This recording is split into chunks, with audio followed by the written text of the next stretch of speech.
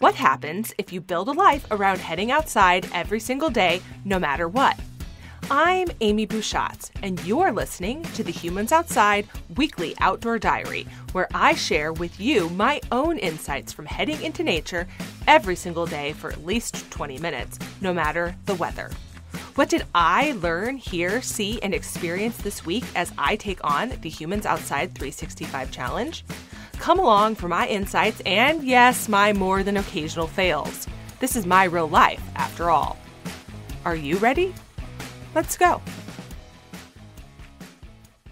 If you've been following along for a while, you know that last year I attempted a 100-mile run on the Resurrection Pass Trail here in Alaska as part of the Resurrection Pass Ultra Races.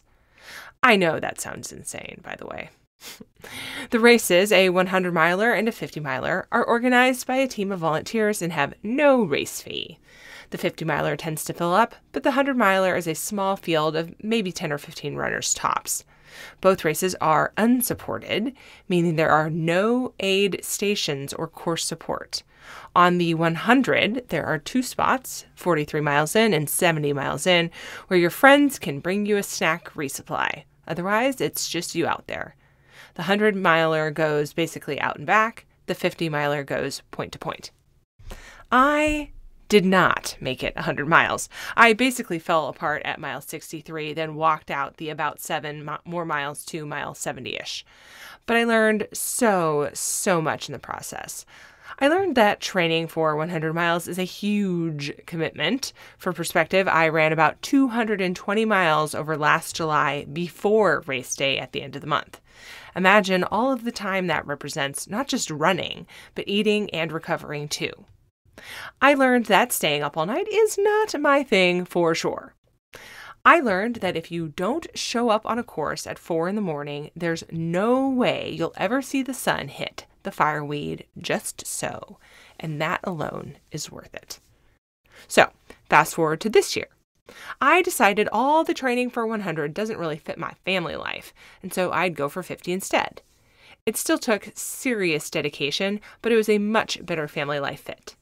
And the reward was showing up on race morning at the starting line, ready to tackle Resurrection Pass point to point, stare down the spots where I fell apart last year, conquer the mental challenge, see some things you only get to see if you actually make the effort to go to them, and explore my limits. Could I run that far and still have a good time? Could I handle the unpredictability of being out there in the middle of nowhere in nature and pivot with whatever it throws at me? Has spending all my time outside, almost 5 years now, taught me to be prepared yet flexible in the face of whatever happens? The short answer was yes. The day started out with pouring rain, which is not at all what you want when you're about to run 50 miles. But it ended moments before the start line whistle blew. Instead, we got high humidity, perfect running temperatures at about 50 to 60 degrees, a light breeze a few times, very few bugs, which was a good thing because I forgot to put on bug spray, and views for days. High up on the pass, the Arctic tundra stretches green and yellow, freckled with wildflowers, curving up green mountains. Lower down, the boreal forest transitions to bushy devil's club mixed with fireweed. Mountain creeks and rivers flow with crossings every few miles, and several high alpine lakes pepper the landscape. It's a complete, gorgeous tour of the vegetation in this part of Alaska, but you have to get out there to see any of it. The run itself gains and loses about 5,000 feet over the 50 miles. My goal for this race was to hopefully come into the finish line between 10 and 11 hours, and closer to 10. I knew that was going to take some serious effort, since all that climbing and the corresponding long, relentless downhill can slow you down. And when you factor in necessary water stops, time starts really adding up.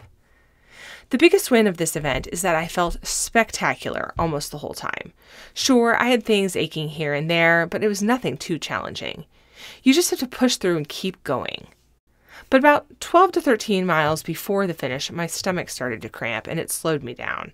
I lost probably 20 minutes and I had really intense mental battle to keep going and not just walk the last 4 miles when I was so close yet so very far feeling. Otherwise, all was fantastic. All the Swedish fish and Uncrustable sandwiches were consumed. I finished in about 11 hours, and I enjoyed the 11 hours of listening to the world around me while running mostly alone, something I actually love. But of course, the best part was getting to the end at that 11-hour mark and finding my family waiting for me and my best friend Rachel, crew helper extraordinaire. Rachel came down with me the night before to camp, only to find that I had managed to book a site for the wrong month, June, not July. Great. But she quickly found a friend who was property nearby, and we were able to park there overnight, which was even better than the campground we had planned to visit. And then she drove me home, even though I smelled not great and was grumpy because the hamburger place I'd been dreaming about the entire race was closed when they said they would be open. Recovery-wise, I'm feeling pretty great. My legs are sore, but that'll fix itself in a day or two, and I have a few spectacular toe blisters, but those will heal too.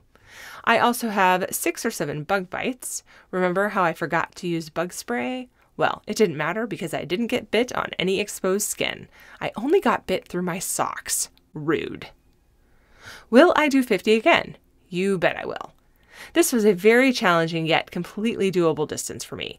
That sweet spot where I had to actually try and push and grow to make it happen, but not so unattainable that it ate up every part of my life. I also think the ultra running community has some of the best people in the world. There is no shortage of inspiration out there.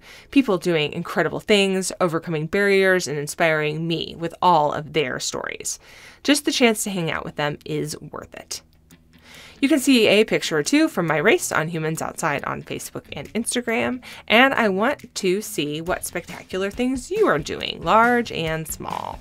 Tag me with your daily outdoor time with hashtag HumansOutside365. And until next time, we'll see you out there.